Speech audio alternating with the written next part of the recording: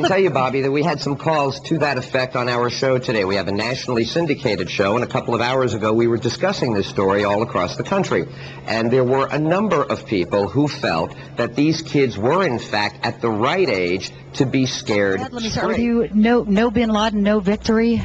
Well, it's going to be pretty difficult after holding this man up as the most wanted fugitive in the world, as the man that we say is absolutely responsible for the greatest attack in the history of our country, innocent lives spilled the way they were that day, to come up short without him on the other end of actually an arrest. I think we're so much more effective if we actually bring this person to an international court of justice before the world and show a victory of civilization versus chaos and terror. But short of that, what message do we send to all the people who are either ambivalent about this war or about the people that might be tempted to support that cause? It would appear to be a victory for their side if he's not taking. There's got to be a certain achievement of the goal. I think there has to be an end to that. And I think Rumsfeld has clarified it very well. Well, clarifications can come, as you know, all the time. The point is, the original statement that we may never get this guy is a far way short of what the president's announcement was in his joint speech to Congress and what our mission and goal is.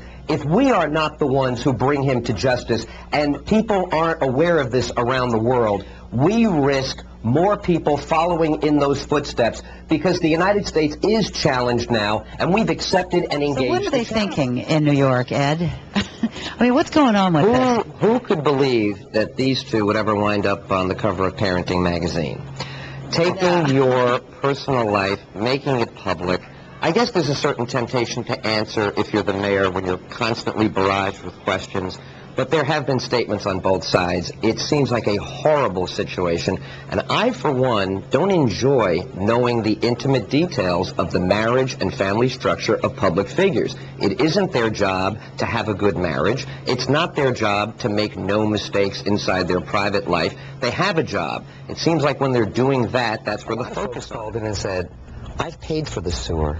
Lease back what? Why is there an arrangement so complex when the sewer system's been paid for? What we need is a streamline and a cost. What are you doing from time to time? I want to pick up on these family relationships for a moment. That was the original question. You do have a grandmother or a godmother involved here, in addition to a mother. But I do think maybe some of the earlier statements were just a little bit off about who we're helping. These agencies are not there to help bad parents. They're to help save the children of bad parents. But the role of a godmother, the role of a grandmother, the role of a mother, because those roles have broken down in our society, that's why poor children are left with state agencies to look out on their behalf. It speaks back to what we said earlier about what the Constitution truly calls for. You know, the language in the Constitution that was used, the high crimes and misdemeanors language right after the words treason and bribery, were originally going to be read as maladministration. This impeachment clause was only put into the Constitution if the president were conducting official business and posed some kind of threat. But this case really remained what it was all the way through, and you mentioned Robert Byrd before as the Dean of the Senate. I think that Senator Byrd was simply enjoying the publicity and was enjoying the fact that being the elder statesman, by granting these interviews and wavering back and forth and saying that he could have gone either way, I think was just to heighten the drama and perhaps some of the gravitas